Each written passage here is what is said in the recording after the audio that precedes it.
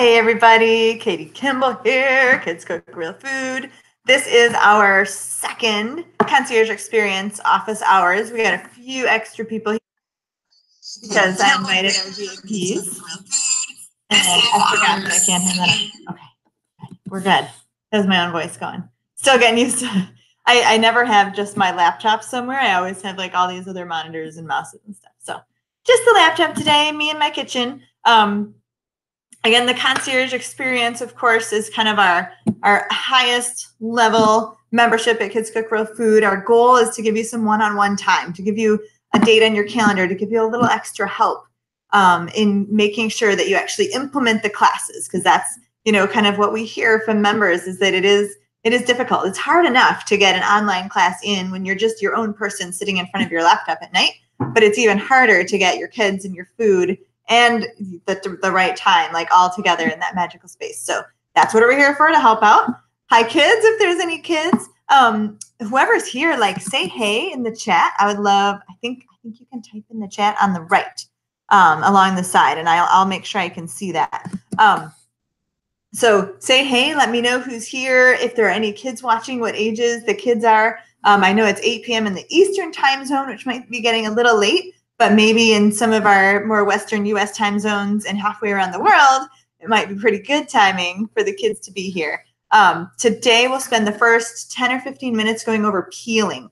We'll basically demonstrate the peeling strategies that we use in Class 1 Beginner of the regular Kids Cook Real Food course, and talk a little bit about troubleshooting. If you have any questions, if you run into any bumps or any praises, like your kids love peeling, let me know in the chat. I'd love to hear that. And also,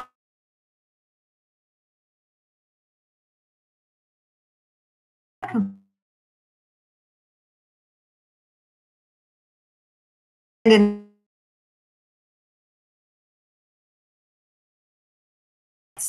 of age level. Okay, I'm just checking the chat to say hey to anybody. People are feeling quiet today. That's okay. No big deal. I just want to make sure that you all can hear me. So if you can hear me, say yes. I guess if you can't, you don't know what to say. So we'll just keep going. When I'm finished with the demonstration, then any kids who have any questions get to go first. Adults who have questions, I'll stay as long. Well, it's called an office hour. So technically I'll stay an hour, but I'm not going to leave if you still have questions. I'll stay as long as you need. Ask questions about anything. It can be teaching the class. We've got at least one that's come in through email. It can be about the skills. It can be about food, how to get your kids to eat, how to meal plan, how to get food like on your own table. It doesn't have to be about kids cooking. You've got my brain here with all my experience. So super excited to see people here. Thank you. If you get dizzy or motion sick, close your eyes, because there's no easy way to do this. I have to turn the computer so you can see the cutting board. So give me like 10 seconds to adjust. Oh, I got to turn that mudroom light off. Or wait, maybe I don't. Let's see. Oh, yeah, it's gone now. Okay. That works. Leah left the soap up there. We had a greasy mess on the table today, so Leah had to soap it up. Okay. Feel like you can see. This is good. So we're going to start out with just a reminder of what we teach in the class, right? So in our beginner level, kids, if you're watching, we talk about how there's always an imaginary wall in the middle of our food, and that wall is going to protect your fingers from the peeler, because the peeler is sharp. I mean, if it's going to peel, the cucumber skin, it could peel your fingers, so we don't want them to hang out. There's that imaginary wall in the middle. Your hands, your fingers are way, way down on the far end, whatever your crayon hand, or no, not your, whatever your non-crayon hand is. So if I use this hand to write with, it's my other hand that's going to hold the food. And then my peeler comes in and goes bonk and hits that wall in the middle. Adults, you'll always want to make sure you help the kids with the angle. That's the hardest part about peeling, is that if you're too close or too straight up, it's not going to catch. Or if you have like more of a dull peeler. This is an OXO. This is the exact peeler that's in our concierge packages, which you can also purchase. You can also purchase our packages separately from concierge. Get a big box of goodies in the mail. This is the one we love because we've got about 6 peelers, and everybody in my family fights over this one. Okay, so now we're going to make sure we turn our food bonk and peel it. Turn the food a little bit, bonk. We don't want that peeler anywhere near our beautiful fingers over there. And I continue to turn my food. Again, where my peeler touches it is kind of important because we want that angle to be able to catch the peeler. If you move slower than me, that's okay. Bonk.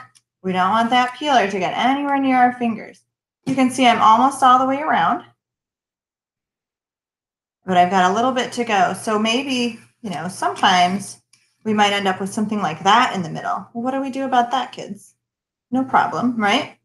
We just get that peel. And then we always say we clear our peels. We're going to clear those off to the garbage with my peeler set down. And then I've got my other side to work on. Can I go over here? No, that crosses the wall. No way. We're going to spin it just like when you're spinning and like playing a board game and you have a spinner in the middle. Right? So it started out this way. I'm just going to spin it once.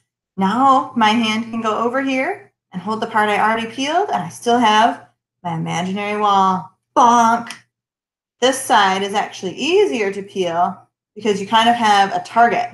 You have a place to aim for your peeler, and it helps catch those peels a little bit. Sometimes we play around and we eat our peels, but really green cucumbers are pretty bitter. It's a good way to experiment with what bitter feels like, what bitter tastes like in your mouth. But for most kids, this kind of a peel all by itself is going to be not their favorite. So how did I do turning it? I kind of stopped talking, but we always remember we're going to kind of roll it a little bit after each peel. Roll it toward me. Oh, that looks like I missed it, but it's just stuck. So I did a pretty good job, don't you think, kids? I did okay. If you want to eat your peels, now you can just peel, a little bit of cucumber off, and that's fun. Put it in our mouth. Right. And then we have a silly tongue. And we use the exact same strategy. I'm going to clear my peels.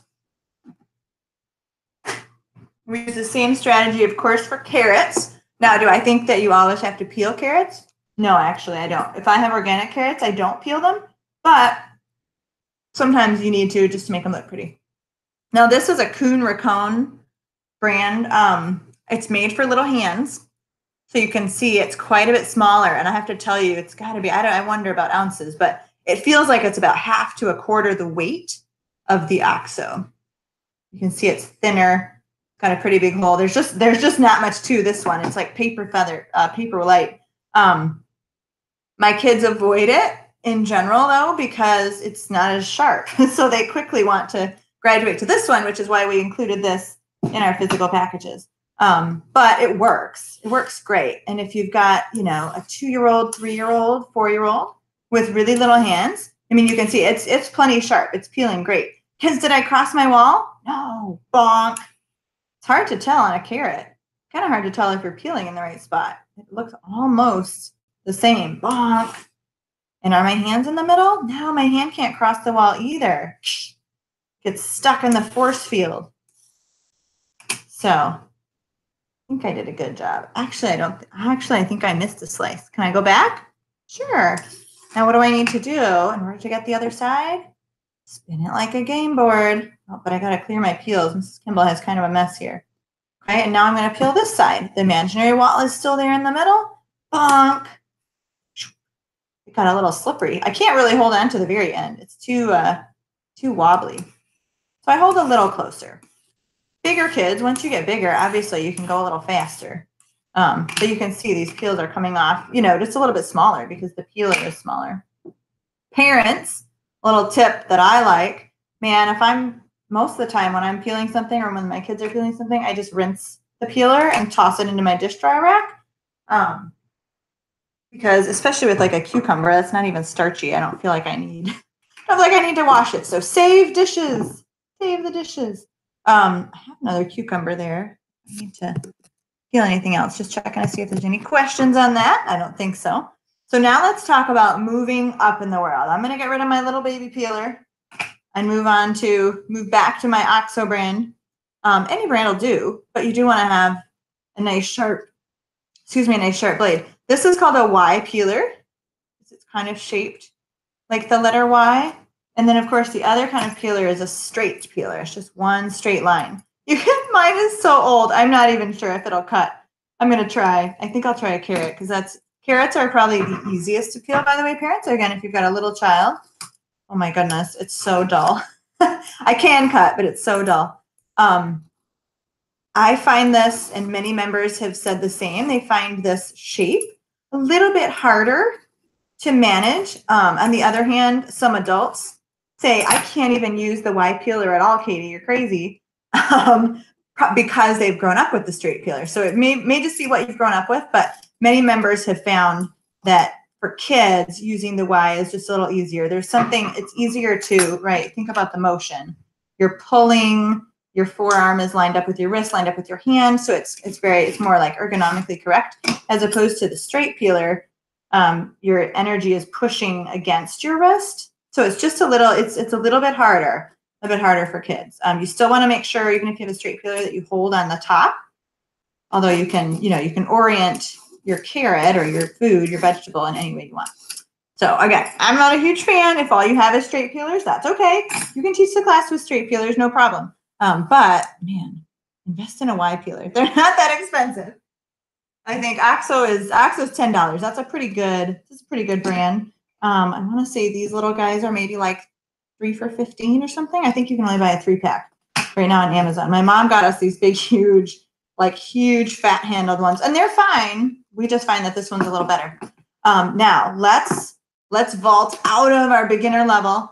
We're going to pop up and pretend that we're an advanced or intermediate kid, and we're going to talk about a potato and an apple, because they really are, there are some different strategies you can use. When my kids peel potatoes, Paul especially, he prefers to use the same exact motions that I would use on a cucumber or a carrot. So he makes the wall, bonk. He doesn't say bonk anymore because he's 13. He holds over here, probably kind of turns his hands like that a little bit just to get the grip, and then peels that potato.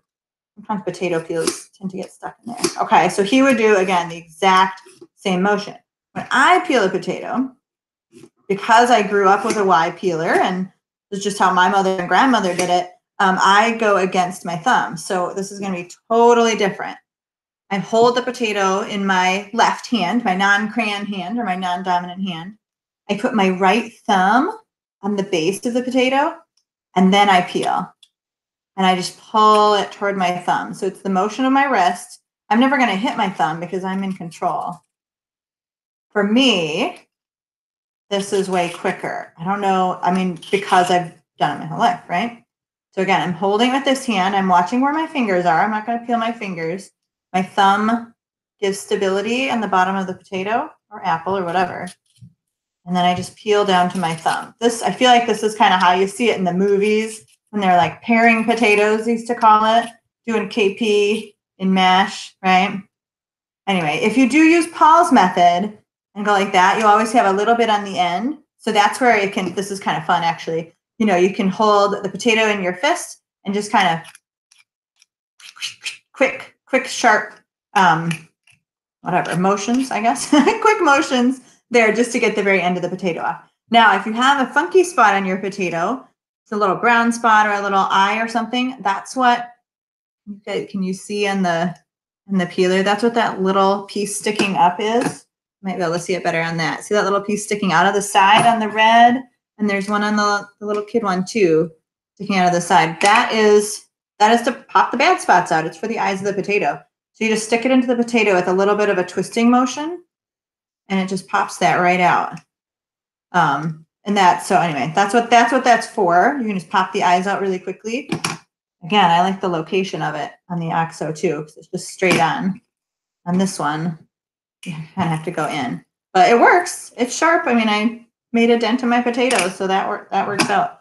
Okay, another hot tip, especially if your potatoes are organic. When you peel potatoes for something like mashed potatoes or potato salad, save these skins.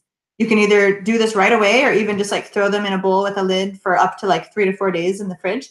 What we do is mix those up. We just stir them right up with a little bit of olive oil, spread them out flat on a cookie sheet, sprinkle a little salt and pepper on there, and bake them at 400 to 450 for 10 to 15 minutes. You just watch them, and they'll start to brown and curl up a little bit, and they're almost like potato chips when they're done. They're so good. You never have any leftover. You don't really want any leftover because they don't stay crispy really well. You'd have to re-crisp them if you tried to store them. So make them, let the kids eat them. They're so, so yummy. So I can't throw these away. And I didn't grab a bowl. So I got to put that up there with my little potato. Same thing. I'm going to rinse this off real quick. I don't want my apple to taste like potatoes because I think Gabe would notice. So again, when my kids do apples, they usually just set it down and they stay really in control. But when I peel apples, I do it my way. So I use my thumb again on the apple. And what I'm going to do is make one circle around the top. And what that does for me is it gives me a place for my peeler to catch. Okay. So there's my little circle. You can always eat them if you want. But usually if you're peeling an apple, you may not want to eat them. Okay. So the circle gives my peeler something to kind of catch on each time. And then I just pull it down and around. Again, I'm holding it kind of with my fingers tucked in my left hand, my non-dominant hand. Right thumb is on the bottom to know what angle is best here. And just peeling down.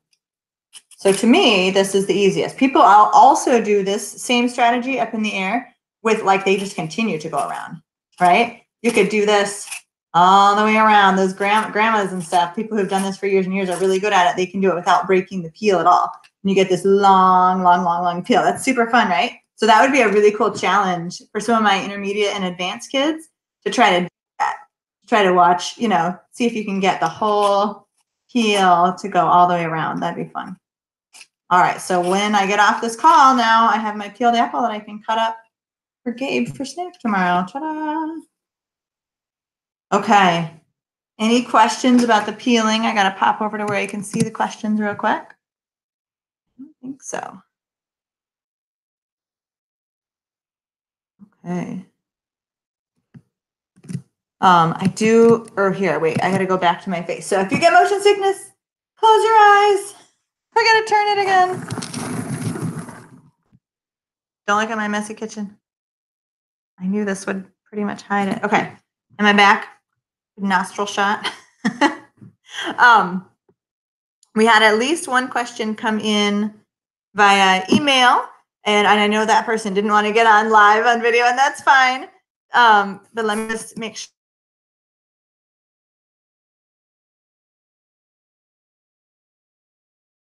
Okay, the question came in from Dina, and what's the most effective way to organize all the classes and videos, making it easier when we get into the kitchen?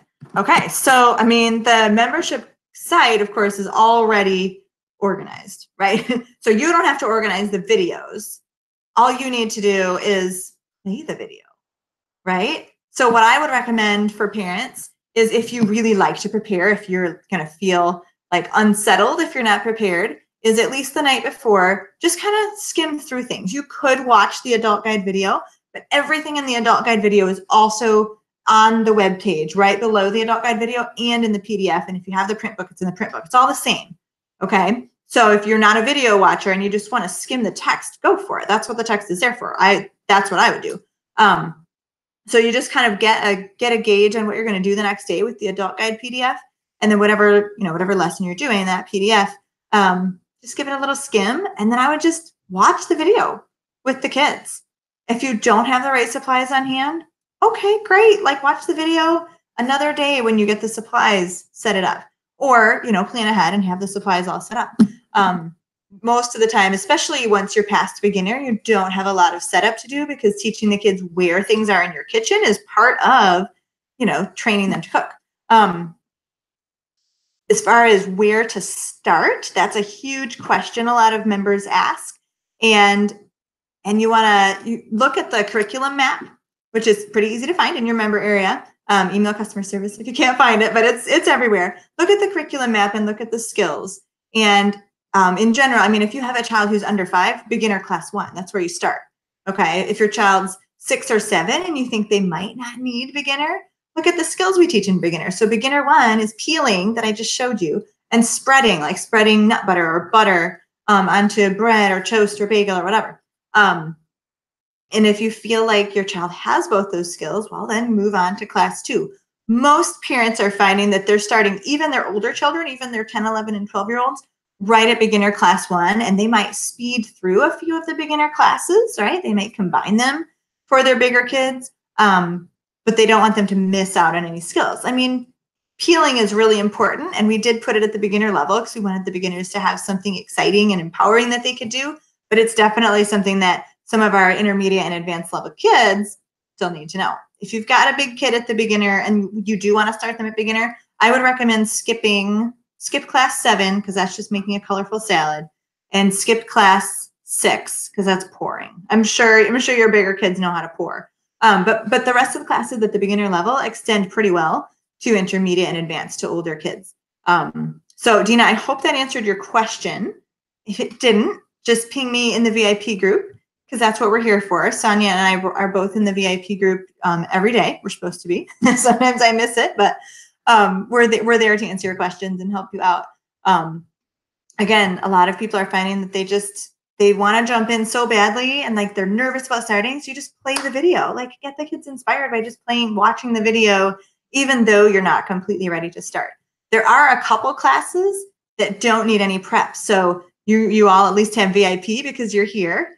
So our VIP hospitality class really doesn't need any supplies. You could watch that and do it on day 1. Class 1 all kid is just like getting into the kitchen, washing your hands, don't pick your nose, stuff like that.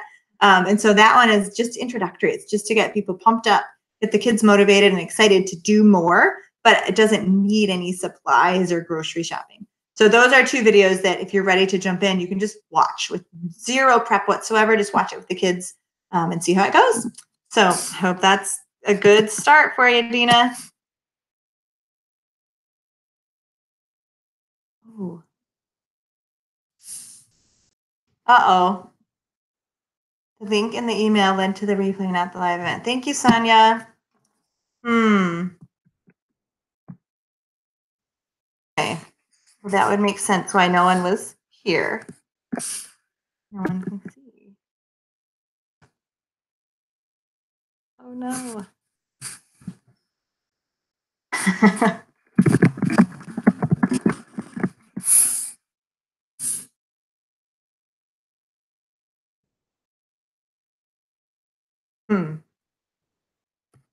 Oh, sorry, guys. I hope people are going to be starting to come in. Let me hop into the VIP group. I'm not sure what will happen if I stop this and then restart it. So I'm not going to stop it. Just going to keep talking, trying to figure out what is going on.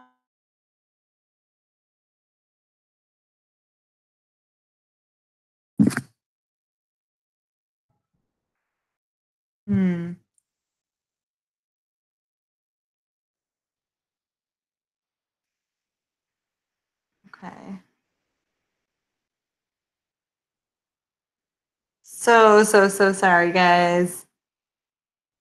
I see Chris and a couple other people in the VIP group. Shoot.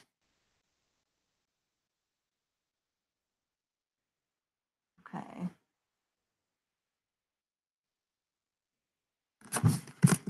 Let me see if people are coming over. Okay, well, now we got 2 people. Say something in the chat, you guys. Tell me you can see me. Are we caught up to live? I have no idea how the wrong link got in the email because I had the right link. Shoot. Tech problems. There's always something, right? It's 8:24. I might just start over as people are coming in. If you're coming in, if you can see me right now live, say hello in the chat. Let me know who's here because I understand we had a terrible issue with the communication had somehow the wrong link to a replay, even though it was supposed to be live. I will have to figure that out. We did that right the first time. I'm not sure what happened this time. It was me. I did it, but I thought I used the same. So, let's make sure we know what's going on.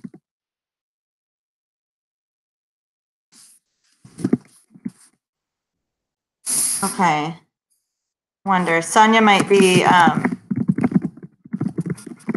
maybe emailing this out, hopefully. Okay. Thank you, Sonia. Oh, man. Got the video, but can't figure out the chat function. No kidding. So there's not a chat on the side, Chris? For me, to like the right of my own face, which would that be that way? I wonder, it says like, say something in your little name. Oh, there, Erin Baker figured it out. I'm typing something. Hi, Erin. Do you have any kids with you today? And we got Morgan is here from Morgan Spring Community Garden. Okay. Phew. Now some people are coming in. Oh my goodness, ladies and gents. I am so sorry that we had the wrong link in the email. We got to get Chris West over here. She was posting in the VIP group. Chris, I can't believe you cut the end of your finger. Oh, owie. Okay. Erin's got 5 boys. Are the boys here with you, or are you just teaching 5 boys in general, Erin? Oh, hey, Christine from Morgan Spring Community Garden. Awesome. We got Christine and Erin here. I'm so glad you guys could make it, and I am so sorry that we messed up the link. I am not sure how that happened. Sometimes there's just too many links in too many places. Okay. But I think we're on. I think Sonia will try to maybe email some other people. While we're kind of giving people a chance to see this link and come in.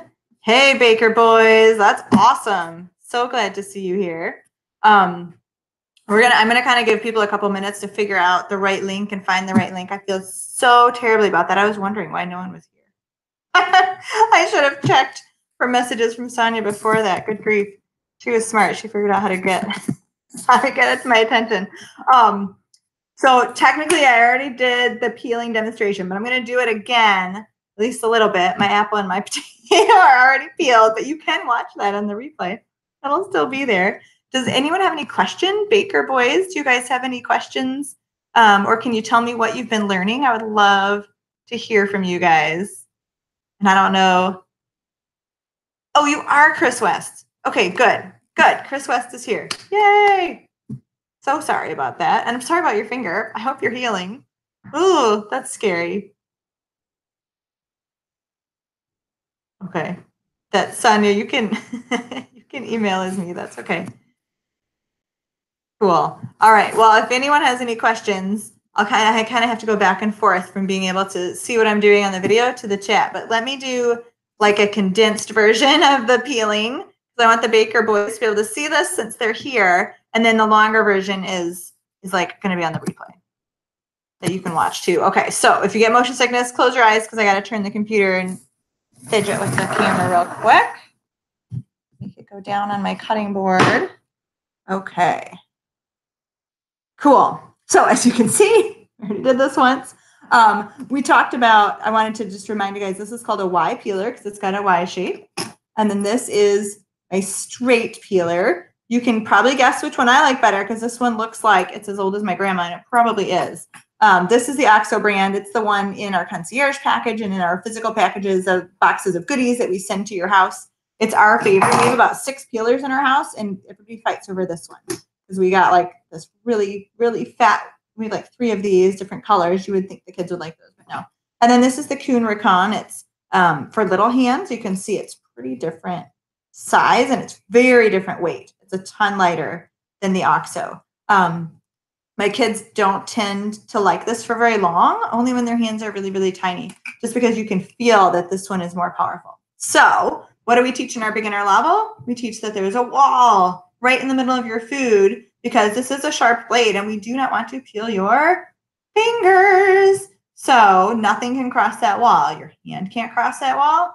Your peeler can't cross that wall. And for the little kids, we get silly and we go bonk and hit that wall. Adults, you want to make sure you help the kids with the angle because if you're too close to your food or if you're too standing straight up, you won't be able to catch your the blade on your peels, right? So it's usually kind of that angle. Kids, I'm going to just turn my cucumber a little bit with each peel and keep that going. And if I miss, you know, you can see I kind of missed that stripe. That's no problem. That's really easy to just go back and peel that off. And then once I have this half done, kind of speeding up here a little bit. Once I have this half finished, usually we clear our peels and then we talk about spinning it like a game board, right? Because I'm not going to go down here. I'm not going to peel next to my fingers. We spin that around just like you're playing a board game. And we start in the middle, bonk, hitting that wall again, right? Same strategy with a carrot. Carrots are the easiest to peel because they're harder parents. So we can use maybe our little peeler on that. Bonk. We're not going to get close to our fingers. No, no, no, no, no.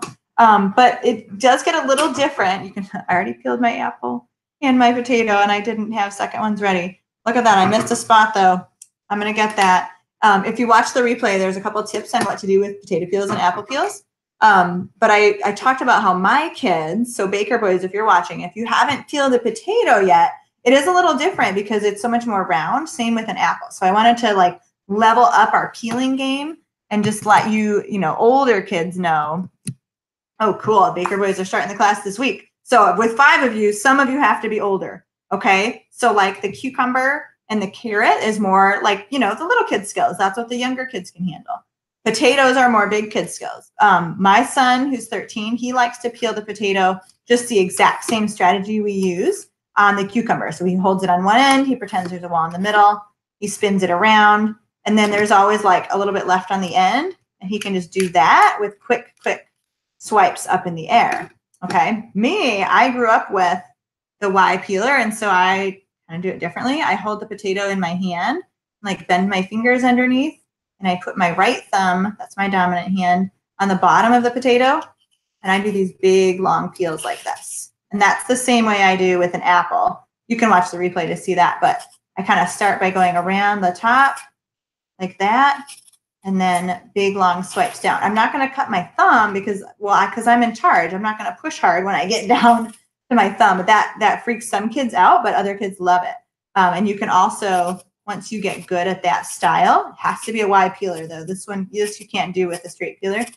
Like you can peel all the way around in one single piece. So that was only about half of a small apple, but you can imagine how long and fun your peel would get. That would be, I would say, Baker Boys, I would say that would be a really fun challenge between you guys.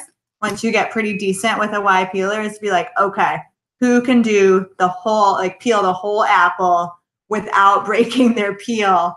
And then, you know, maybe set up a reward or something. So you have to like, whoever the winner, it doesn't have to clear their place for a week. The other boys do it.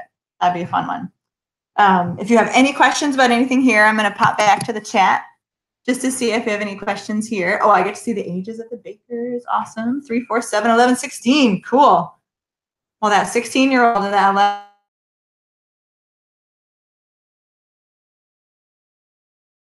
Fun. Chris, if you have any questions about knife skills, we actually did knife skills last time.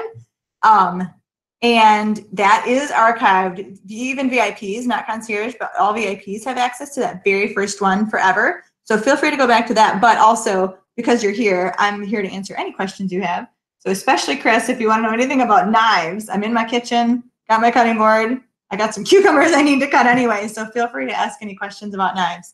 I'm guessing, by the way, okay, I just have to say this because Chris said she cut her finger this last week because it was like a tiny onion, right? It was a golf ball sized onion. So I'm going to clear my peels, get these out of the way, especially when you're working with little things. So let's pretend like I could cut off the end here and pretend that this is my onion. And I'm not even going to put it on the flat side, which I usually would do, but let's pretend it's all like roly-poly. You really want to make sure that the tip of your knife stays on the board. That's going to help a lot in stability and in not like having the knife go down like that. Okay. So I know. And of course, as soon as you can, make a flat edge and get it onto your cutting board, right? And then when you're cutting onions, you know, you're going to go up like that and then tip the onion and go up instead of going down toward your fingers. And that again is in last month's office hours. Okay, close your eyes if you get motion sickness. I'm turning it back away from the board. Back to seeing me. So I am here for questions as long as people are here. And again, oh my goodness, I apologize for having that link snafu mix-up thing. So feel free to ask any questions. Chris is having chat difficulties, so I'll pass them over. She asked in VIP. I can be in the VIP group too. Actually, I think I still am. But Chris did. Sonia, Chris did do the chat. She's Morgan Spring Community Garden. Okay, so Chris has a question about the bone broth and the prep bag for scraps. I do a lot of videos, so I'm not sure which one this is, but I'm happy to talk about bone broth. I love talking about bone broth. Bone broth, or I mean, we can just call it chicken stock or chicken broth. You don't have to call it bone broth, but it is. It's made of bones, and it's like one of the most frugal things I think that you can do, because you're literally taking garbage, like stuff you'd normally throw away, putting it in a pot, covering it with water, and cooking it. And then you have like beautiful broth that you would usually spend, I mean, depending on where you buy it and the quality, you can spend between 50 cents and $6 a cup. A cup, like you can't even make any sort of batch of soup with a cup. You have to have like 6 to 8 cups to make a batch of soup. Oh, it was, we talked about that next video. Okay, I forgot about that. I've talked about broth a lot lately. So Chris wants to know, I think she wants more details about what do I mean about a bag for scraps. So this is perfect. I mean, I just peeled a carrot. So these carrot peels, and then, you know, usually when you're cutting carrots, you just kind of cut off both ends. So like these ends and the peels and all the ends from my celery, all the weird leafy parts of the celery that you don't really know what to do with, all the outsides of the onion, you know onions, when you cut an onion in half and you kind of take the outer part off, the skins and even like maybe the final layer, you know, all that stuff that you'd normally compost or throw away, you can put in a bag. I might as well just show you. We're in my kitchen. So in my freezer, I have, depending on like the shape of your freezer, some people have a plastic bucket, like a big old sour cream container from Costco. I happen to have a bag. And for me, this is just, it's a reusable bag, and I know it has like a split in it. That's why it's my stock bag. It's completely full right now. So there's my frozen celery pieces. Here's some like red onion skins. The red onions, the onion skins are what really adds a lot of color, by the way, to your broth. And I love using red onion skins because they make such a beautiful deep color. So I don't even know what else is in here. You can do like the papery part from the outside of garlic. So those are kind of the 4 things. Don't do any vegetables. Don't do greens. Don't do broccoli or cauliflower or cabbage, because all those things, first of all, will make your broth bitter. Not what we're going for. Second of all, they have some components in them that are actually less healthy. So like if you steam or boil broccoli, cauliflower, although those are the cruciferous family, cabbage too, Brussels sprouts, they're all in the same family. They have something called goitrogens in them, and that will come out into the water, and it's like not actually that great for you. So you don't want to put that kind of thing in your stock. Similarly, the greens have oxalates in them. I think I'm getting this right. And oxalates can be very hard on people, especially if you're prone to kidney stones. So don't do green. Don't do all the vegetables, just carrots, celery, onions, garlic. Those are kind of the 4. And so I am ready to make stock. Like this is pretty full and pretty heavy. So the next time we have a whole chicken, whether I slow cooker it or we get a rotisserie chicken at the store, I'm going to take whatever bones are left, all the bones, because we don't eat the bones. I'm going to take the bones, take the meat off, throw that in the bottom of my pot, and dump about half of this in there, making sure that I've got some of each of those things, and then boil it up for 4 to 24 hours. Boom. Strain it out and it's stuck. You can reuse the bones up to 3 times, which is really cool, like extra super frugal. My mom says I'm being greedy when I do that. I say I'm just being frugal. The broth does get, you know, a little bit less intense as you go. Like sometimes the thirds, I call them, the third batch, we'll just use for cooking rice or like a blended soup or something other than like a clear soup where the broth really needs to have a lot of flavor and stand on its own and be beautiful, because it won't be as deep of a color or as deep of a flavor. I hope that answered your question, Chris. I don't think I actually got this out last time in my ugly my ugly stock bag. But my poor family, I mean, they just know, like, don't touch mom's weird piles. Right, because I'll get to the end of prepping dinner, and at the top of my cutting board, I might have this really random pile of onion skins and carrot ends and stuff that like most people would see that in their cleanup and swipe it off. But my family knows like mom's probably doing something with that. Good question, Chris. How do you save extra broth and how long does it last? Okay, this is kind of cool. First of all, it's going to last 5 to 7 days in the fridge, no problem. We just put it in jars, like we have quart jars or we have reused like spaghetti sauce jars or coconut oil jars. I have an entire cupboard that's all jars. We're getting our kitchen remodeled and our designer's like, well, you know, you can just put the jars on a shelf. So you probably don't use them that often. I'm like, no. We use them every day. Like I really do need a pull out so I can see all the shapes. People don't get my jar cupboard. So we put them in jars, stick them in the fridge. They'll last for 5 to 7 days in the fridge or freeze it. I do freeze in glass jars because I don't love putting liquids in plastic bags. I do sometimes freeze in plastic bags if I'm having a freezer space crisis, right? Because the plastic bag obviously is very stackable and very thin, whereas the jars take up a little bit more space. They're not as space economical. To freeze anything, but broth is what we're talking about now. To freeze in glass jars, best case scenario is you lay it on its side or on an angle. And if you have a door freezer, put it in the door because then that's furthest away from the elements. If it's right on top of the freezing element, it's going to freeze faster, and that's what's going to risk cracking your jar. Remember always that liquid expands. So let me grab that jar again. So I only use straight-sided jars because I don't want. Hang on. Since we're in the kitchen, if you can see like where the jar goes in there, that's called the shoulder. And so if you use a jar with a shoulder, you have to treat that as if it's the top and then give a good healthy inch plus of space. So I could only fill this jar up to about here with broth. Whereas with this jar, you know, the top is as the top is. I fill it up to about there with broth. But then just as like an extra precaution, because I hate broken glass jars. I used to, before I like knew all the tricks, I used to have broken broth jars like all the time. Oh, it was such a waste. But now I know all the tricks. I don't think I've broken a jar in a really long time. So I would lay it on its side, and then that increases the surface area of the broth and gives it's just like a different room to expand. I'm sure there are better physics words for that, but I am not a physics teacher. However, y'all homeschooling families, freezing stuff in jars and like trying to break the jar, not your broth, just water. Jars you don't care about, spaghetti sauce jars, right? Trying to break the jar is actually a super cool science experiment. So you can freeze it for goodness knows how long. I'm sure official recommendations are about 2 months. I've used it after a year. I mean, the risk is it might taste more like freezer, right? But if it's in glass, it's not going to. And I said this is cool. I don't know if you thought that was cool, but here's the cool part. When you do have it in your fridge, and then maybe you're getting to day 5 or day 7, and you're like, oh man, I don't like, you're smelling it, and you're like, I think I can use this.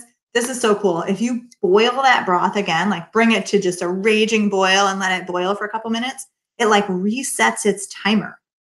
Okay. So then you have another 5 to 7 days in the fridge. How cool. I don't know how many times you can do that. I think I've only done it like once, like once in a cycle or whatever. And then you just use the broth. But I learned that from Kimmy Harris of the Nourishing Gourmet. And I thought it was the coolest trick ever, because sometimes maybe you have your broth and you're planning to make soup and life happens and you don't make soup or you don't eat at home or whatever. And then you're going, oh, like now I got to freeze it, but I filled the jars too full. I don't want to freeze it. Like sometimes you just I get cranky if I have to do any extra work at all. So I love that I can just boil it up and like reset it. Granted, yes, I know that's extra work too. But if I want to make soup like just 2 more nights down the road, I don't want to freeze it in thought. I hope that was helpful. I see some other people are coming in again. Oh my goodness, you guys, super apologies on having the wrong link in the email. I have no idea how that happened, but I will troubleshoot and practice that a little bit better for the next time. If those of you who are here, if you're VIPs, I guess to be fair, I was not going to make this recording available to VIPs, but I'll make it available for like just a couple days so you can go back and watch the demo. Anyone who wants to can ask questions right now. And I'm in my kitchen. I can grab props and stuff. You're welcome, Chris. I'm so glad. And, I'm happy to talk about, again, anything. This can be about teaching kids to cook. It can be about helping kids eat better. What are good ways to cook vegetables? And it can even just be about healthy eating in general, kind of what I do over at Kitchen Stewardship, baby steps to eating real food without going crazy. If you want to talk about meal planning, or like we just had a big conversation about chicken broth. Oh, I'm glad that was helpful. But I will make this recording available for a few days because I messed up the links. And then again, if you guys are VIPs here, this will be the last invite you get to the office hours. I think they're really helpful and really fun. I hope you agree. You can upgrade to Concierge at any time. And the best part, this is cool, but I think the best part is you get like really cool stuff in the mail. The OXO peeler is one of the items you get at Concierge. And I would grab something else, but I think we've been using them all. Oh, here's our. It's dirty, but I found it. This is the Victorinox 4-inch paring knife. What's neat about this is that it's long enough and kind of tough enough that you can even cut an onion with it. So for little hands and maybe parents or kids who are a little afraid of like a big knife like this one, it's really cool that you can pretty much do almost all chef's knife tasks with this 4-inch. So that's why we send that in our packages. It's one of our favorites, kind of favorites as a team. In our family, we actually just started using this, but as a team and members have talked really good things about Victorinox, and they're affordable as well. Whereas like my favorite knife, the Wusthof, is not affordable. It's very expensive. It's worth it to me because I use it every single day and it's going to last me forever. But when you're investing, in teaching your kids, sometimes we want to stick with like the $20 and less level as opposed to the 50 and over. Thank you so much for being here. Does anyone have any more questions? I'm kind of watching the chat, and I'm just going to hang out to give people a chance to think. If there's any kids still watching, I would love to hear questions from them.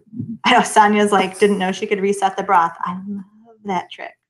Again, I don't use it often, but I also, here's where that resetting the broth like mentally soothes my brain, because sometimes I'm like making soup on day 5 or 7 after making broth. And then you don't want to be like, oh my gosh, do I have to use this soup in one day? Right? So it's good. I always make sure I boil it really well when I make soup, because then it's like, okay, that's reset. Now my soup can have its own count of however many days you're comfortable with the ingredients in that soup, right? Some people don't think you can keep meat more than 3 days. Whatever you would normally do with meat, at least the broth isn't going to like set it back just because you made it homemade. So that's that. Everybody start an ugly broth bag or stock bag in their freezer and make something out of nothing. That's how you can save enough money to like buy better food, right? And pay for cool kitchen tools and stuff like that. Okay, I am not seeing any more questions come in. And I did have one question on email, which I answered. And so I'm not going to answer again. But the question, if you're interested in just watching the replay, and we'll email that out to VIPs, or at least to everyone who signed up. It was, what's the most effective way to organize all the classes and videos and make it easier when we get into the kitchen? So hopefully I answered it okay. My 7-year-old is wondering how you know if the broth is bad. Ooh, I like the way you think. That's good. That's a really good question. And honestly, I use my nose. So I smell it. And if it smells like chicken broth, which is not the most pleasant smell in the world, it's not like smelling a flour. It just smells like kind of like chickeny and fatty. But it's not a bad smell. If it smells like chicken broth, I use it. If it smells like makes my nose turn, then I know it's bad. There's kind of a day. All right, don't tell your mom this, you guys. There's kind of a day where it's starting to go bad, but it's not super gross yet. And sometimes I just boil it really, really hard and cross my fingers, and it hasn't killed my family yet. No. So yeah, a lot of times with food, trusting your nose is a good way to go. You can't smell if you leave something out overnight, and it might make you sick with food poisoning, that you can't smell. PS. So if you ever like realize that you woke up in the morning and your leftovers have been sitting on the counter for like 12 hours or 24 hours, at that point, you can't trust your nose because you can't smell like that kind of bacteria. that might make you sick. So just be careful. My uncle ate some leftovers that were out on the counter all night and got very, very sick once. So that I always think of that. And you can't always smell if canned food has gone bad. Botulism is what makes canned food unsafe. So again, like a home canned jar of pickles or tomatoes or whatever would have that seal on top, and you have to pop it. And if it doesn't pop, don't trust your nose. It doesn't matter. Dump it out. So that was a very long answer to a very good question, though. With chicken broth, I just trust my nose because it smells really bad. Beans are the same way. You can tell if beans are going bad. They're really super disgusting. So again, that's a fun science project, right? Take a little teeny bit of something and put it in the fridge and smell it after a week. Does it smell bad yet? No, it might not after a week, but gets on over like 8, 9, 10 days. Beans are disgusting. So great question. I love when 7-year-olds are thinking, using their thinker. Okay. That's great. Chris says she teaches her kids with standard kitchen gear. And that's true. I totally agree with that. You'll notice that, we put the OXO peeler in our package, not the little kid peeler, because I think it's frustrating for kids to just use like little kid stuff. And this is definitely this is a real deal knife. It's really sharp. It's one of the sharper knives we have in our house. But it's just a little bit smaller for smaller hands. So, but I like that point, Chris. I do a lot. But she doesn't let her kids use the commercial veggie chopper because she doesn't want to spoil them. I like that too, because we've got to learn, we have to learn to use our knives and not just rely on fancy tools. You might be in an Airbnb someday or someone else's kitchen and have to figure it out. Okay, wait a couple more minutes. I'm going to check for VIP group again really quickly. Gavin would like to know if you have a great mixed veggie salad. That's a good question too, Gavin. Are you about 6? I think you're about 6. I got to tell you, I never follow a recipe for salad. So for me, I just put on the things I like and mix it up. For me, a salad is all about the dressing, right? If you've got a dressing you love, then everything else is just like number 2 spot. And the dressing makes all the flavor. So my personal favorite salad is greens with red onion and green onion and feta cheese, because I love feta, and our homemade Caesar dressing and peppers. That would be my perfect salad.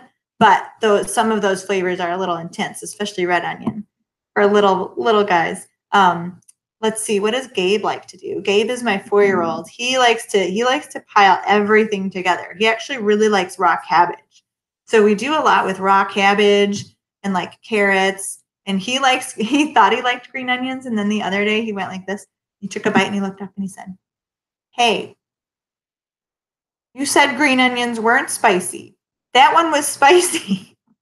So I felt badly. I had to explain that some green onions are stronger than others, but a lot of times green onions are a nice mild flavor. Although Gabe will tell you not all of them. Some of them are spicy. So I would love to hear what you like in a veggie salad, Gavin, or any of the Baker boys, if they're still here. What kind of veggies do kids like to put in salads? And what are your favorite dressings? My kid's favorite dressing right now is all Caesar, which means it gets gone really fast and then I don't get to have it anymore.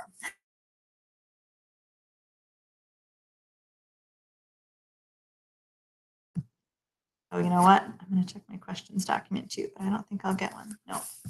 Okay, no more questions from email. That's good to know. I'm going to tattoo it all over my head to make sure we get the right link for next time. So weird. Okay, the Baker household Italian dressing is the favorite. Well, guys, you are in luck. Those of you who are starting at the intermediate level, you'll be making Italian when you start. I think, did you say we're starting tomorrow? I know you're starting soon. So we make a homemade Italian. So it's kind of cool. You can figure out how tangy you like it. You can add more or less vinegar, more or less seasoning, more or less Dijon mustard. All of those kind of change the flavor of the Italian. So I hope you really, really like it. And I guess all of you are in luck, because I'm sure the kids who are making the Italian in the intermediate level will share with the rest of the family. Chris's family likes creamy Italian. You know, I have not ever made homemade creamy Italian. I wonder what it would be, what it has in it. I remember from my old days of bottled dressing, having creamy Italian. That is pretty good. All right, the Baker boys like carrots, peppers, lettuce, tomatoes, and feta. Whoop, whoop. All right, for the feta. I got my two youngest boys. They're 4 and 7 right now. They love feta. They don't always put it on a salad. Sometimes, well, most of the time, they just put it on their plate. Sometimes we say you have to have salad if you're going to have feta.